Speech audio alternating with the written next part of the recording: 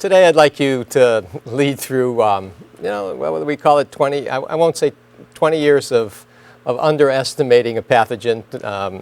We've made some inroads here with respect to HSV. I think that for me it's been a wonderful sort of intellectual quest to try and keep up with this pathogen. I'd like to talk a little bit about it and our current thoughts about actually developing a vaccine, and sort of how can you work on a pathogen for 25 years and still be optimistic that you actually can do something.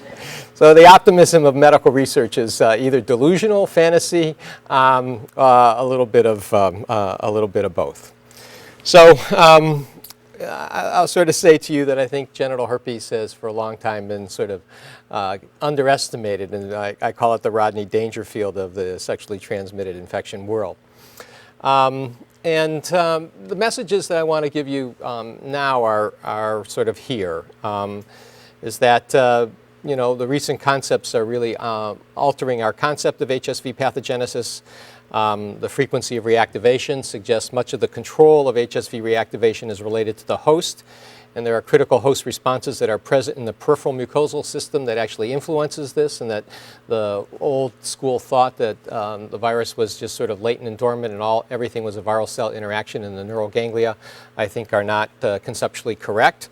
And that CD8 Tcell responses in the periphery are involved in lesional clearing and immune surveillance and offer a potential therapeutic modality and a novel approach with respect to developing new therapeutic modalities.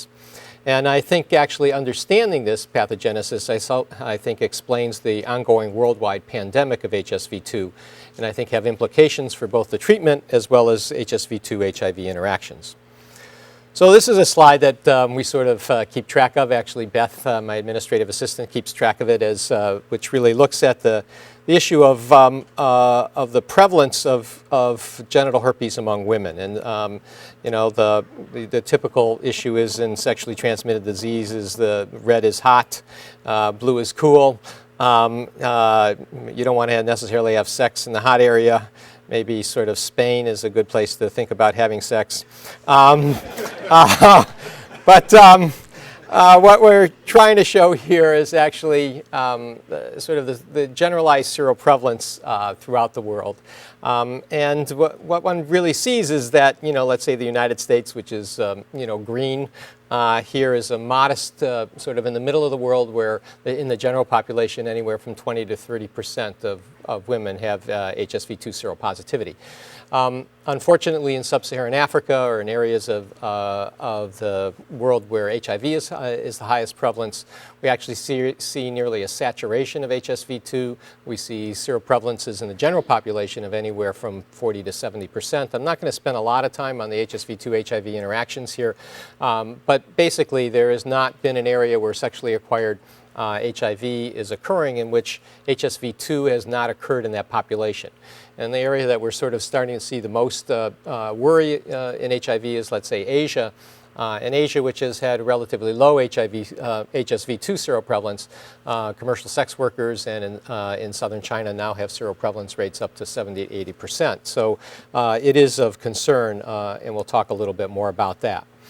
Just to give you the sense of what this is in Sub-Saharan Africa, where, of course, the HIV epidemic is greatest, you're looking at females and males. This is no different than in the United States, where generally, and in North America, women run a 5 to 10% higher seroprevalence rates. And this is in the general population. So you're looking anywhere from 60%. In South Africa, let's say, in 1999, it was 50% in the female population. If you look at high-risk groups, again, in commercial sex workers, we're talking about 80% seroprevalence. Maybe in some areas we go down to 50% seroprevalence. So this is an enormously prevalent disease. There's been a recognition that most genital ulcer disease worldwide is now due to genital herpes. It's not due to syphilis. And now, why is this? I think, a combination of both technology. I'll show you a lot of data upon the importance of PCR and altering our conceptualization. The fact that the virus actually doesn't transport well, that PCR is much more effective in detecting mucosal HSV infections, as well as the fact that HSV and HIV interacts, and more genital ulcer disease are due in HIV-positive persons. So again, when we look at worldwide and you look at people who come into genital ulcer disease clinics, anywhere from 70 to 80% are now due to genital herpes. So let's talk a little bit about what's the pathogenesis of this infection as it relates to how does it get to this seroprevalence. I think people are well aware that entry of the virus is usually through close personal contact, shall we say, in which there's a break in the skin and infection of the virus in the epidermis. You get latency in the dorsal nerve root ganglion. You get reactivation down that dorsal nerve root ganglion, and you can get either clinical reactivation in which you get blisters or recurrent disease, or asymptomatic viral shedding. And I'll make the point to you that the only difference between asymptomatic viral shedding and clinical reactivation of diseases basically is that you can see it, and it relates to the size of the lesion and the visibility of the lesion, and not necessarily the pathogenesis of the disease.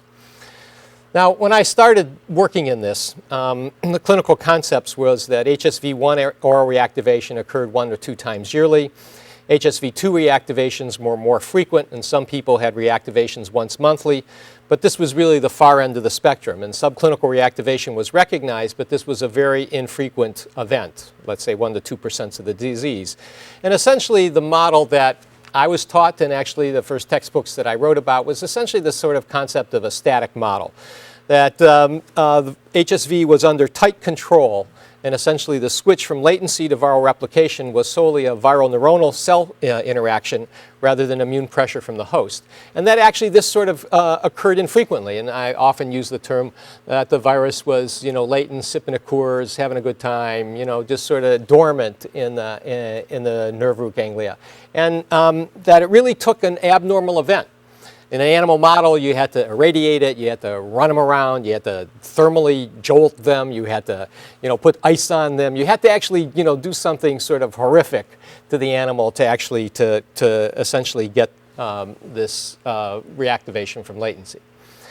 And how a technology can change your thoughts about that really started with PCR. When we first started using PCR, we're really the first group to use PCR for the detection of mucosal HSV infection. We hired a nucleic acid chemist real early in who helped develop PCR for viral disease. And this is a slide that actually we showed for the first time in 1994, really compared PCR to culture. And basically showed here that people weren't reactivating 5 to 6% of the days, but they were reactivating 20% of the days, and that hence the concept of sort of static infrequent reactivation appeared not to be the case. Now, people challenged us on that and sort of said, well, how do you know it's live infectious virus?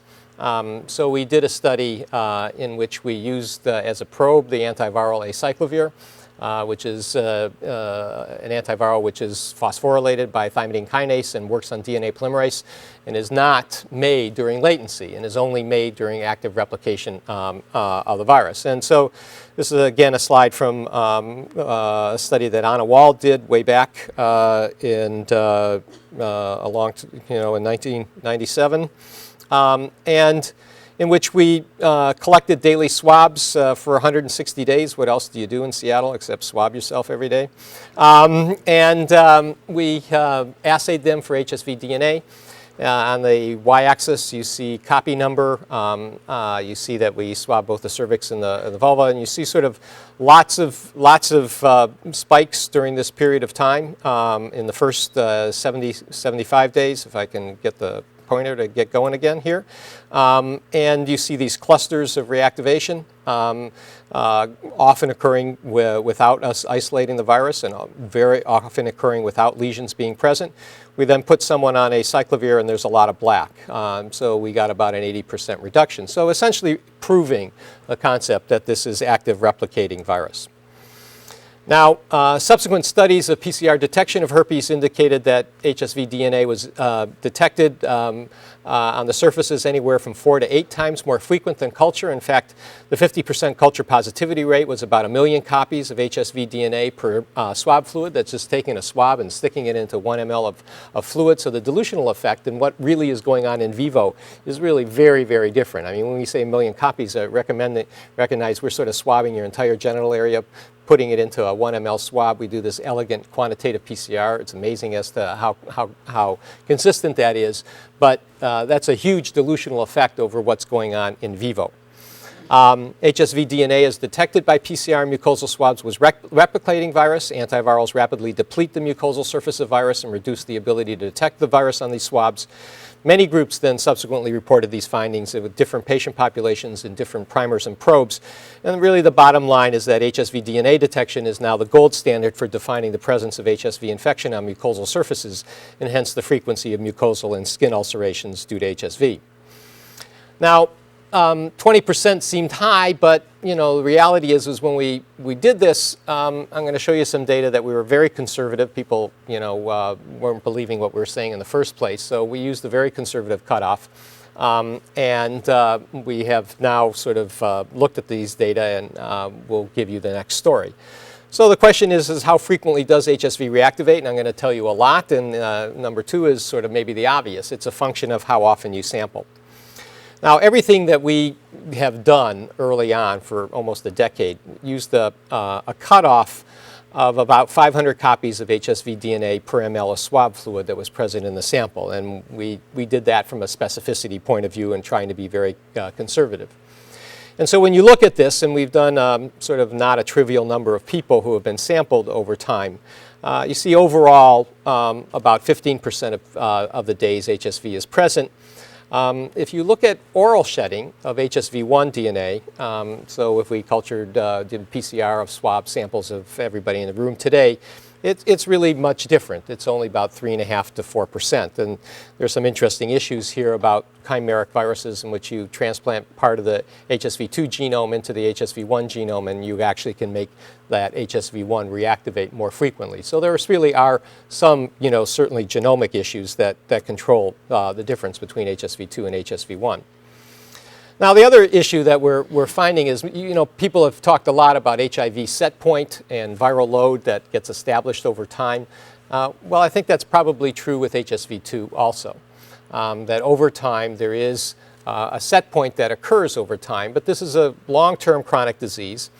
And what you're looking at is a series of women and men who have been sampled, based on how long they've had disease historically, like less than a year, 1 to 40 years, 5 to 10 years, and greater than 10 years.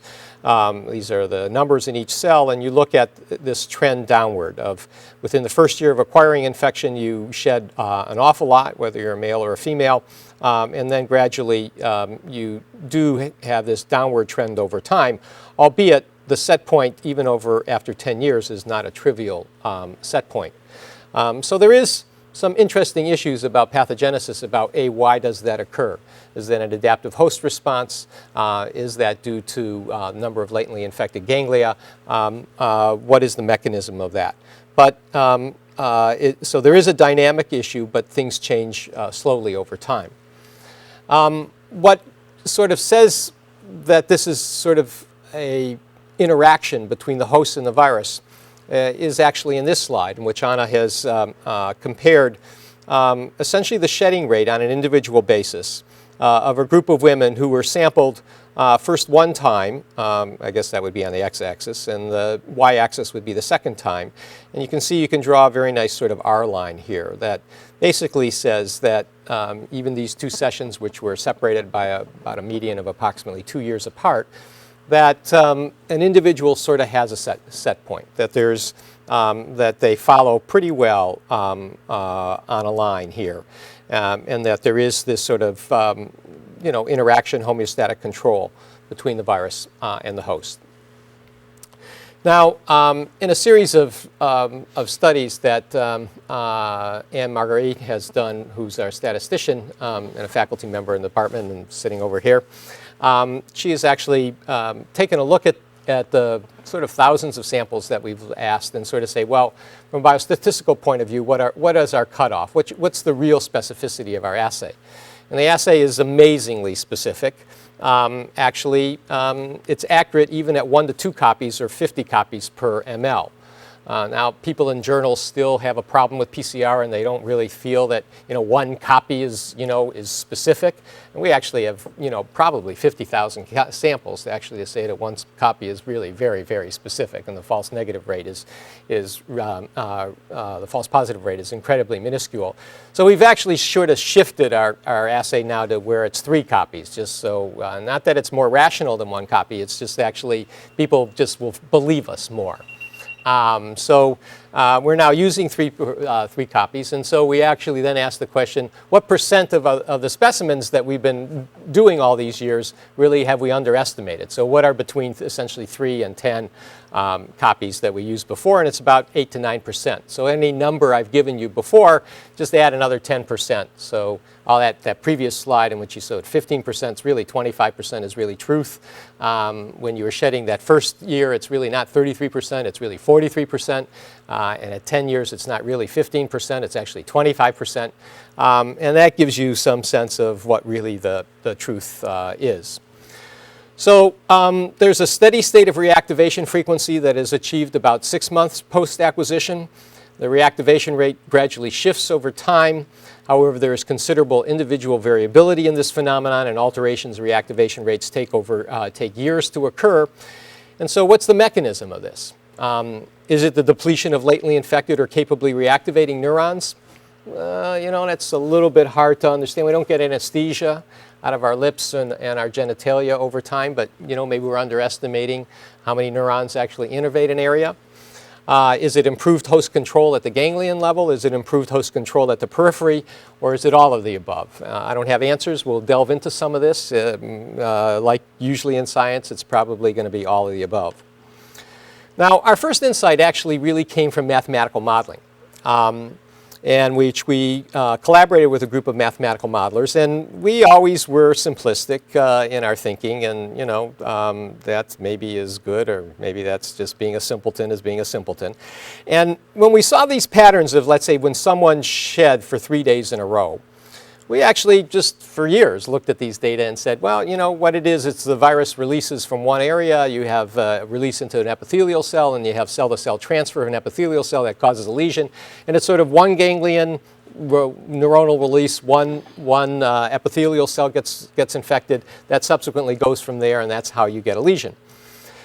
These mathematical modelers actually looked at the pattern and really looked at the pattern of the negative days, and actually, put it into some model that I didn't understand, but they drew this nice diagram that I could understand, and basically said that the model predicted that when you had 3 days in a row, it was more likely due to reactivations from either 2 separate sites, or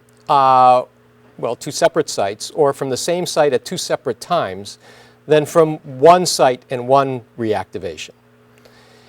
And so that got us to actually think about the issue. And then they actually took these data and modeled it and sort of said, there are people who have much more frequent sort of reactivations, which they would call, let's say, from the ganglion. The ratio of ganglionic to mucosal detection is much different between people.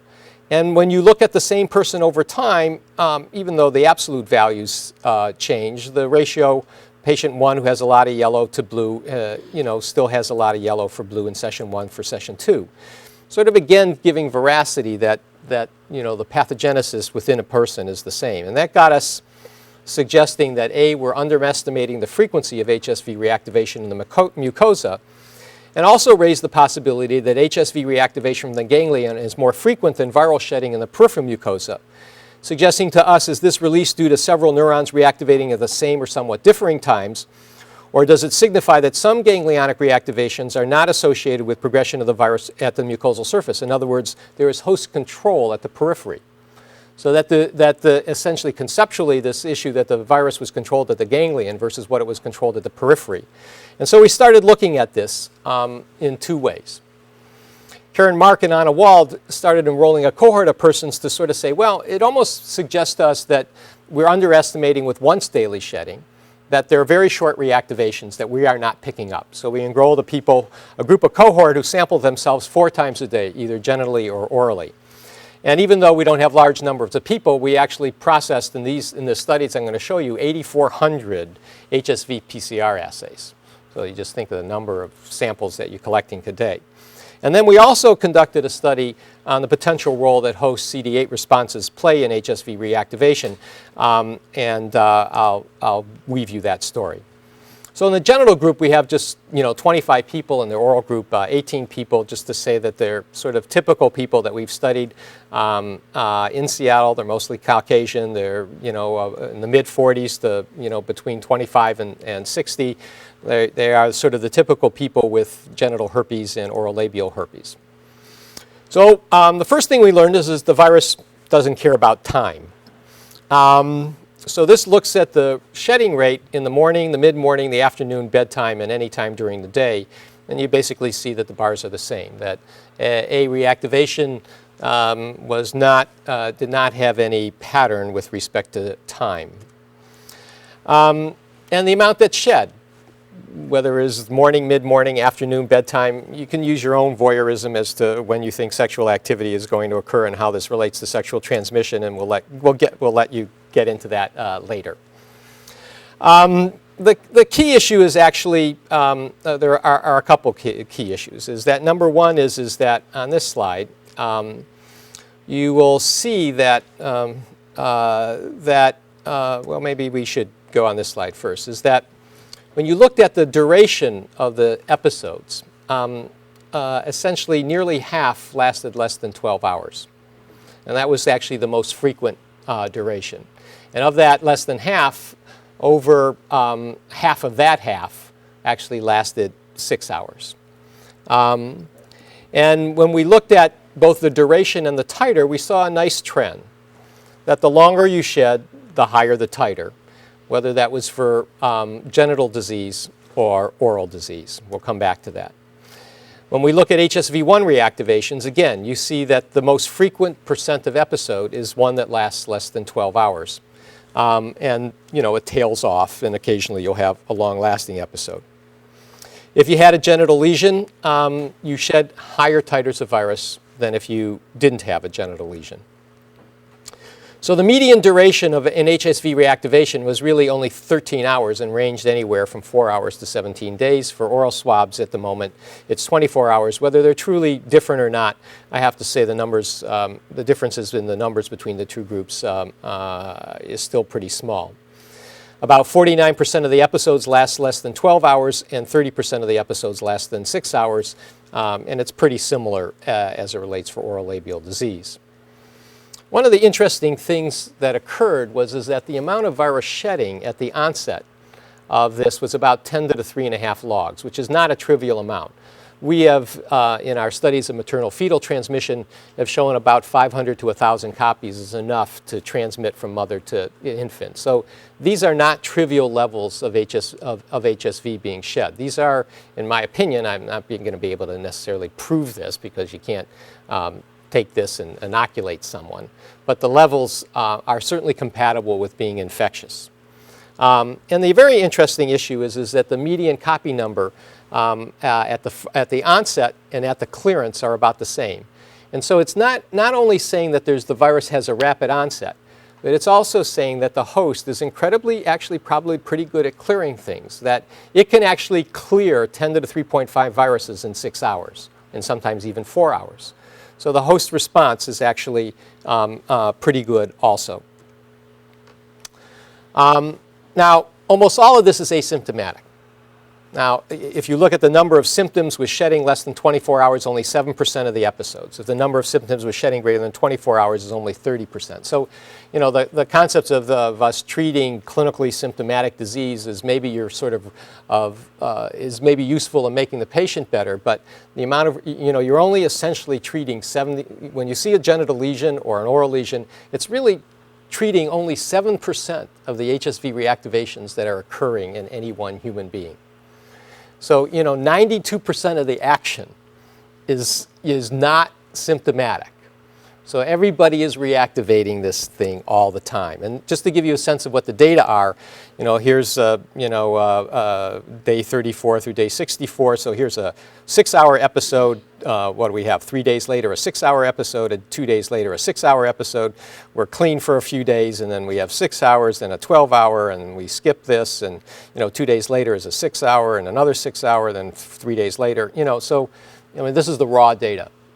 So you get a sense of what it really looks like. So here's someone with, again, 1 6-hour episode, a 6-hour episode, then, something that lasts a day and a half, something that lasts 2 days, something that lasts 2 days. So different people having different patterns, and we could go on with that. So if you look at that and compare what we would do with once-a-day sampling versus 3 times a day sampling, we sort of upregulate it by ×3. So the average person would be reactivating 18 times per year. So the data tell us that it's reactivating more frequently than even our recent data. Even short bursts of reactivation are associated with relatively high titers of virus, suggesting that the release of virus into the genital mucosa, even when the episode is short, is above the threshold of what we have found to be infectious in maternal-fetal transmission. And the virus release from neurons into epithelial cells may be essentially relatively constant in amount. Higher titers of virus over a prolonged time are associated with longer duration of persistence, suggesting, at least to this person, that it is the mop-up response in the periphery that determines the duration of shedding.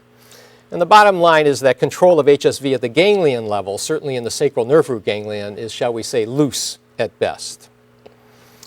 So the implications of this are we stopping these short episodes of reactivation with the current doses of antivirals. Shedding is reduced by 75% with the antiviral valacyclovir with our once-a-day shedding.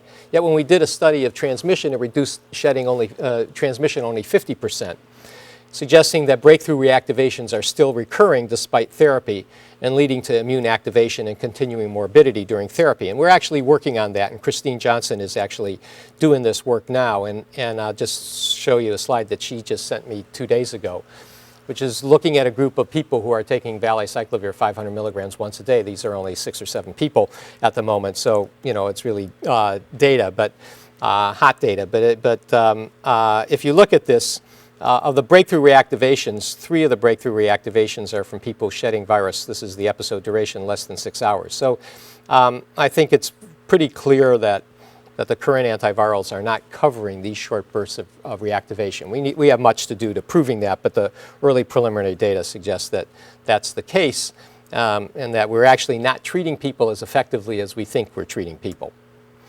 And that immune activation is still occurring. And this is a little peripheral to today's talk, but it actually looks at the probability of non-relapse mortality in the bone marrow transplant patients over at the Hutchinson for a long period of time. And we've always shown this sort of unexplainable association that HSV1 seropositivity is actually associated with a higher non-relapse mortality rate. And that we started once we start giving long-term acyclovir, that sort of pushed the curves up, but there is always a difference between HSV2 positivity, if someone's HSV1 positive versus HSV seronegative, just like CMV seropositivity is a independent risk factor of death. And I think what we have here is that these herpes viruses probably reactivating all the time, and that there's a consequence of immune reactivation as it relates to something that is occurring as far as the mortality that goes with marrow transplantation. And that herpes viruses, it's the infection and reactivation process that really is causing a problem with the pathogenesis of the disease, and actually more effective control may affect the mortality after these kinds of transplantations. Now, we then went back and did some laboratory work. And so the mathematical modeling data and the high titer short course shedding episodes suggested that the host viral interactions on the mucosal surface may be more dynamic than previously thought, and that host control of HSV may be concentrated more on controlling the events around release of the virus into the periphery than at the ganglion level.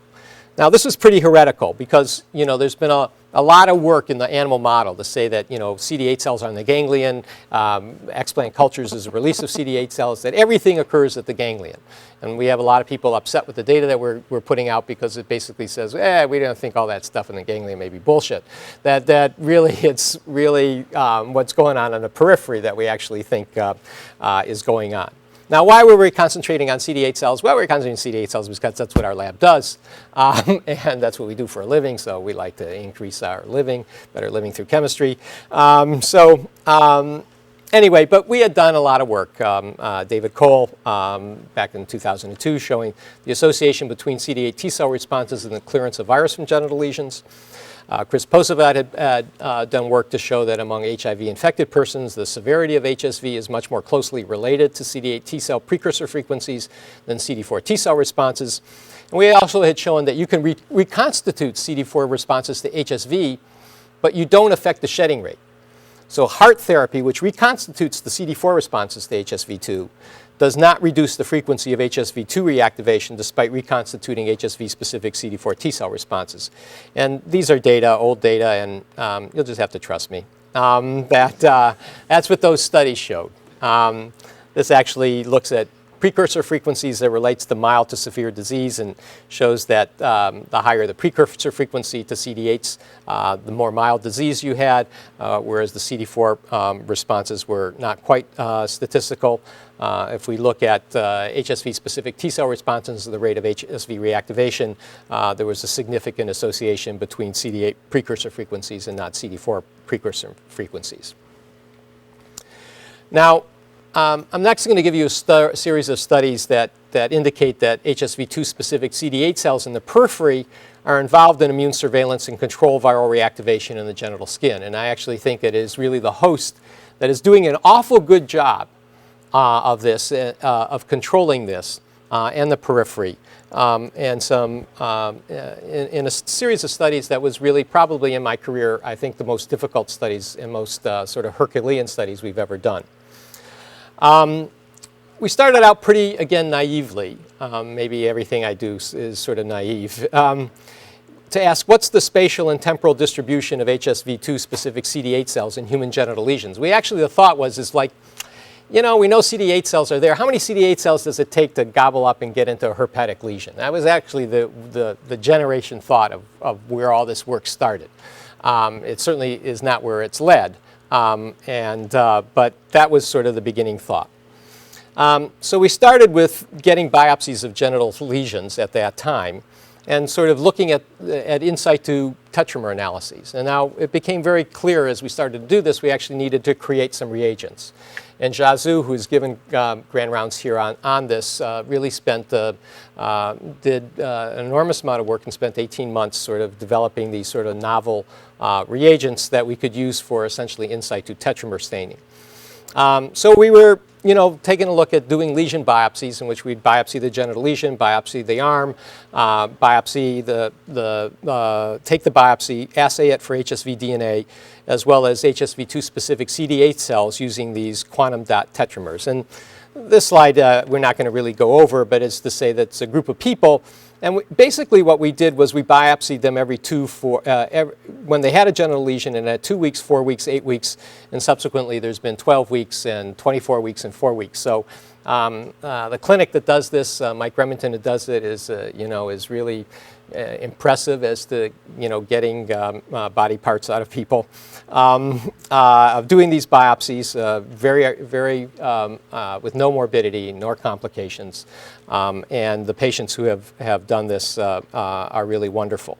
Now, not only did we have to do the biopsies, but we had to define their HSV-specific CD8 responses. So we actually had to, these people we had actually worked with a year or two before, in which we actually isolated their CD8 cells, found the epitopes to which they actually had their CD8 responses to, then actually made tetramers to those to their CD8 cells and then agreed to the biopsy. So pretty complex series of studies in which not only they actually did leukapheresis and then biopsied and really have been followed in the clinic for anywhere from a 2 to 4 year period of time. And from the time we actually started the leukapheresis to define and to develop the reagents to the time that we actually did the biopsies was usually over 2 years. So really they did an enormous service to us.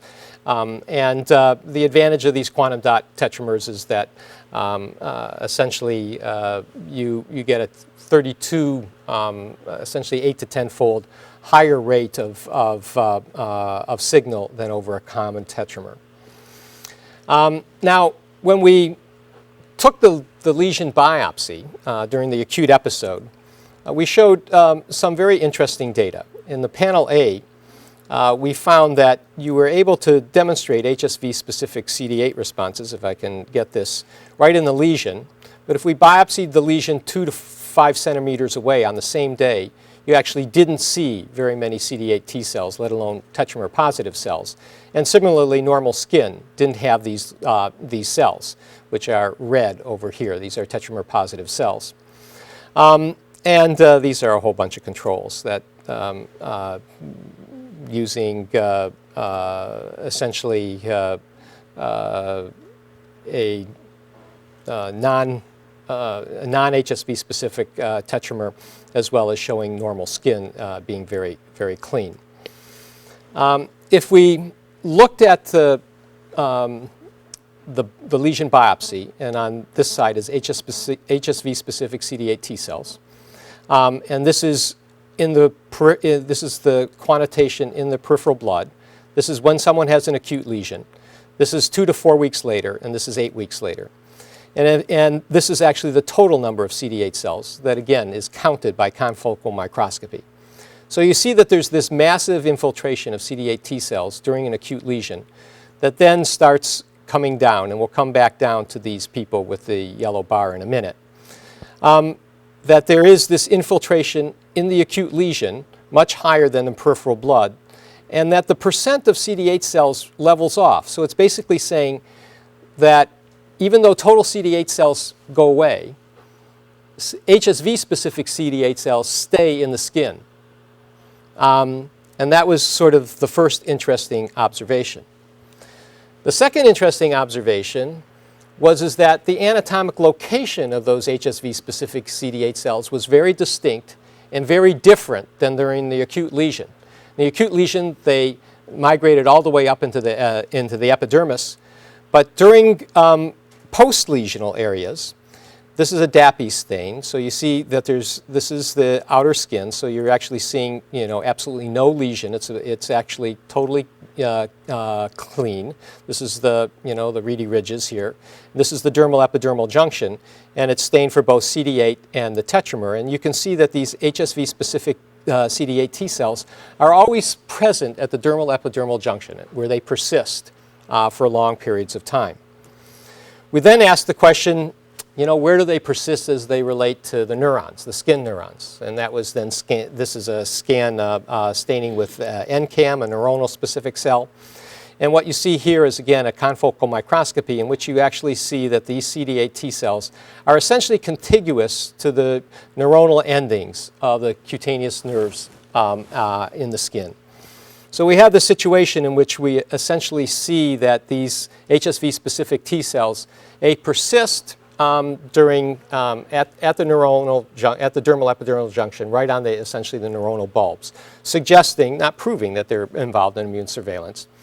We're starting to look at the issue of how do we prove that, and B, do they persist even when you give someone suppressive acyclovir therapy? And this is our first sort of slide of someone who's been on suppressive acyclovir therapy for 6 weeks, and we still see that this person still have persistent lesions, suggesting, I think, again, what I'm showing you, that there is persistent leakage of antigen. And we actually even have someone 8 months, and it looks that's the case. Now, 2 of the 6 patients, when we did the biopsies at different times, the HSV DNA goes away, but 2 of the 6 we were able to get to isolate from the biopsy HSV DNA. We go back to the biopsy, we see that the biopsy has no ulceration whatsoever. It's totally, totally clean from a mucosal point of view. But associated with, this is HSV2 DNA, so we're going to look at this yellow bar and this person at the blue bar. And so what I'm going to show you is that, okay, HSV DNA was detected at 2 weeks, not at 4 weeks, not at 6 weeks, and back at 8 weeks. And this person didn't have it at 2 weeks, had a little bit of HSV2 DNA at 4 weeks and one at 8 weeks. So you have sort of the appearance of disappearance, appearance, and reappearance. And if you look at the yellow and the blue, you see that both of these people are associated with CD8 Tcell infiltration and HSV-specific CD8 Tcell infiltration. Here's the biopsy on these people. You again see no ulceration, but you do see this T-cell infiltration. They're CD8 cells, and they're tetramer-positive cells here and here. And this is the yellow bar person. This is the blue bar person. So actually, serendipitously, I think what we've actually proven here is that you actually have viral reactivation and control of the mucosal response before it actually ever occurred and caused an ulceration. Essentially proving what the mathematical model said should happen. So HSV2 specific CD8 T cells persist at the dermal epidermal junction for weeks after lesion resolution. Such cells are not seen in the arm area at these time points. The cells lie contiguous to the peripheral neuronal cells that innervate the skin. The cells appear to be able to control local reactivation of virus. And HSV2 can be reactivated in the skin, and resident T cells in the peripheral mucosa can control viral replication and prevent the development of mucosal ulcerations, suggesting that there are differences in the rate of ganglionic versus peripheral shedding. The location of these resident HSV-specific CD8 T cells and the experimental evidence that subclinical reactivation without mucosal ulcerations occurs suggests that these cells influence clinical expression of mucosal HSV reactivation. So it's clear that control of HSV at the ganglion level is loose. Virus, I think, is probably released into the periphery on a daily basis. And really the host response is really pretty good. The exquisite localization of HSV-specific T cells, I think, accounts for the fact that localized areas of previous reactivation are protected, at least for a few weeks. However, contiguous areas, even those 2 to 5 centimeters away, are likely unprotected and hence susceptible to the consequences of viral release from the same neuroatomic area. And it accounts for the perceived same anatomic area of oral and genital lesions. So the model that we would propose of HSV pathogenesis is sort of here, is that if I can direct your, if I can actually get this thing, sort of direct yourself to this sort of neuronal area, you get the virus sort of coming down into the periphery, and it starts reactivating. Those are those little virions that are popping around here. And they, cause an ulceration. This is associated with an immune response, the CD8 T cell response, which gobble up the virions. That's what the animation is supposed to show. And clears the virus. And they persist.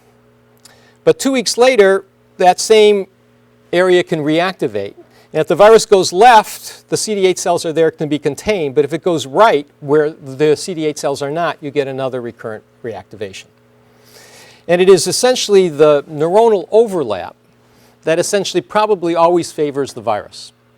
That the number of neurons that overlap our skin area and our vermilion border really are the such that create the sort of formidable interaction that sort of probably puts the body a little bit behind as far as a mucosal ulceration, but plenty in time to keep any virus out of your, essentially your visceral mucosa or anything that's really that important to you. Not that your genitalia aren't important or your lips aren't important. So I think the model explains the high frequency of new lesions at contiguous but somewhat different areas of skin. It helps explain why people appear to get lesions reactivation at close but not exact areas.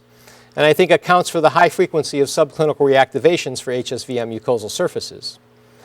The number and the duration and the persistence of antigen-specific T cells is likely a major factor influencing the frequency of reactivation and whether subclinical or clinical shedding occurs.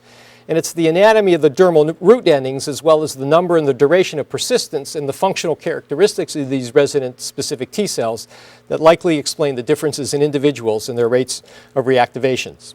And we actually know that, there's a number of factors here. When people have looked at the ganglia from autopsies of ganglia and looked at the number of copies of HSV DNA in ganglia, this is trigeminal ganglia, that the differences between people, this is, different people. 708 has a lot of copies from neuronal ganglia. 707 has very few copies. And even within a person, if you look at the ganglia, this is actually different parts of, again, the trigeminal ganglia in one single patient. There are differences in the number of latently infected ganglia neuroanatomically. So this is certainly going to be a factor. So the frequency of the corollary of this model is something we'll put forth in starting to look at now, is that the frequency of reactivation is essentially similar between an immunosuppressed and immunocompetent patient. What differs is the clearance times. We actually need to be thinking about herpes more in the terms of clearance times of the host. And hence, if we can alter the clearance time of the host, we might be able to alter the clinical expression of disease. So that's really sort of the messages that I want to sort of give to you, and I've sort of said these a couple times. I guess my major conclusion for you is that essentially that the virus is not meandering down a lazy river from neuronal ganglia to skin. The tempo of reactivation is essentially uptime, or allegro in a classical sense, and upbeat in a more contemporary language. And the disparity between the transmission effects of antivirals and shedding suggests that the current therapeutic strategies may not be effective in eliminating these short bursts of replication, and I think our preliminary data suggests this is probably true.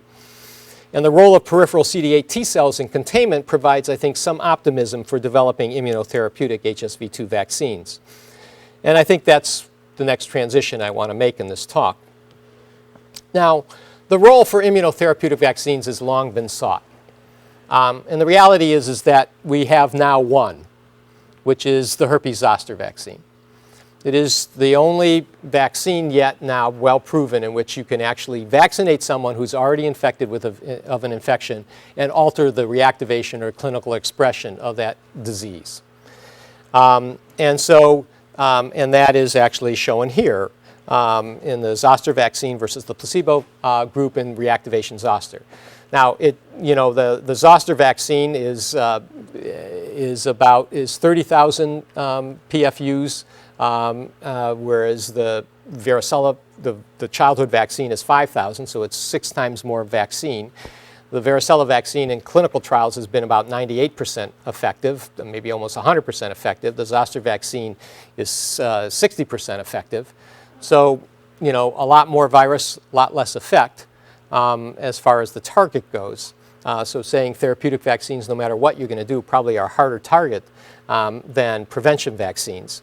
But having said that, varicella zoster is an alpha herpes virus. It is latent in dorsal nerve root ganglion. It turns out that it's more the CD4 response, at least it appears, than the CD8 response that appears to be correlate with reactivation. But it does suggest that you might be able to do this. We have tried in the past to do this, and we use subunit vaccines with antigens that we know made a CD4 response.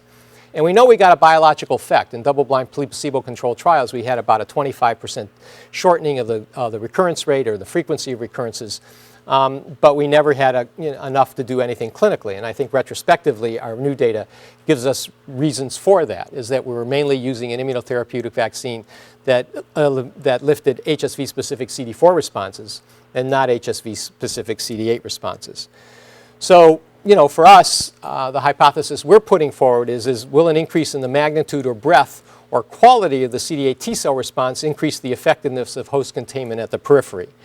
And so we're starting to work on that.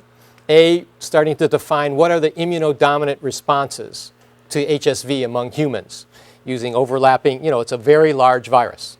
So trying to get overlapping peptides to look at all 86 open reading frames is a sort of Herculean effort. It's about $500,000 for the reagent. We got one company to help us. They helped us for a while, then they went out of business. So we're starting to write grants where we throw us our money. I'm holding out my pockets for someone to throw in some money so we can buy these reagents.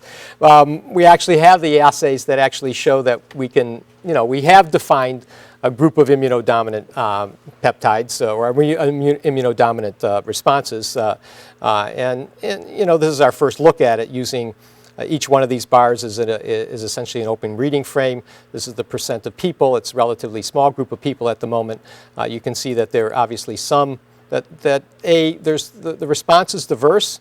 Some proteins are seen by humans much more frequently than the other. The average number of person is seeing anywhere between 11 and 15 peptides or amino acids, or proteins, I should say, 11 to 15 separate proteins. And there are wide differences. There are some people who have high responses to a very low number of peptides, and there are some people who have modest responses to a large number of peptides. Now, at this point in time, we actually don't know how that correlates with disease reactivation. The fact that there's variability in disease reactivation and the fact that there's variability in the immune response, the CD8 response, is good. Now the issue is do those two things overlap in a pattern that we can decipher? And those are some of the studies that we're actually looking at. So the breadth of the CD8 T-cell response to HSV among chronically infected persons is really is much greater than we previously appreciated when we got the better reagents. There's a diversity of the response between individuals. I didn't show you the data. There are differences by HLA type. Quantitative assays to characterize such responses are now available. And evaluating whether there are differences in the breadth and reactivation frequency appears warranted and is feasible. So it appears possible to define the major proteins to which almost all people will develop CD8 responses. The issue is, will improving the magnitude and breadth of such responses reduce the frequency of reactivation? And will adding a CD8 response to the antibody response currently being done in HSV vaccines produce an effective vaccine? And at the moment, there's a lot of work being done in a lot of vaccines to use viral vectors like adenovirus vectors or poxvirus vectors to induce CD8 responses or even DNA. And actually, it's very clear that these viral vectors can make CD8 responses. So viral vectored approaches as a way of looking at HSV immunotherapy seems to be quite possible. Now, one of the other issues that people say to us is, well, why don't you just make a live virus vaccine or some inactivated vaccine? And here, why I'm much more interested in my own thoughts or our own group's thoughts with this relates to Keith's work, which shows that HSV, by its fusion event, actually inactivates and essentially stuns and it disrupts the signaling pathways of both CD4 and CD8 cells. And I actually think that this is probably an in vivo operant way. And I actually sort of, in my own mind, feel that essentially using a live virus vaccine is just going to feed into this response, and you will not get the kind of optimal immune response that you would want. So I'll end by saying viral vector-based vaccines that elicit mucosal HSV-specific CD8 responses, to me, appear to have a rational approach for developing an effective immunotherapeutic vaccine. The endpoint of this vaccine is to reduce the frequency of these short bursts of viral subclinical reactivations. This likely would predict clinical effectiveness as well as the utility in reducing transmission to sexual partners and potentially even mother-to-infant transmissions. And that despite 25 years of working with this virus and still not having a vaccine for this virus, and having gone through a couple failed tries with this virus and developing a vaccine, this medical researcher forever remains the optimist that we should be able to do this. So I'll end there. Actually, I'm not going to end there. You don't present all this amount of work without the people who actually did it. I want to thank Jiazhu for all the work she did on the tetramers. Mi Li Wang, who runs our PCR lab, is really one of the world's, if not the world's best herpes virus PCR person. David Cole, who really has taken over the entire HSV immunology work. Chris Posavad, who started out a lot of the work on the CD8 cells. Anna, who has run the clinic. is taking respite from all this work and is on sabbatical in Barcelona this year. And of course, Rhoda, who's been with me all these years and has been just a treasure in all sorts of activities. Keith, somehow we didn't have your picture here. We'll get it on the next version. And then Mike Remington, who essentially trained me. Started the herpes clinic before I came here and actually has seen more herpes than anybody else on earth. We named the clinic after him, the Remington Clinic, where we actually see all the patients who actually really has really led these efforts. So it's been very, very gratifying to sort of say, you know, a team of people who have worked on a disease for such a long period of time, to actually say that you can actually make inroads over time. You do have to change over time. Your ideas, you know, aren't static, and that's a gratifying thing. But we got a whole group of people who are bright, and that's how it works. And that's very gratifying.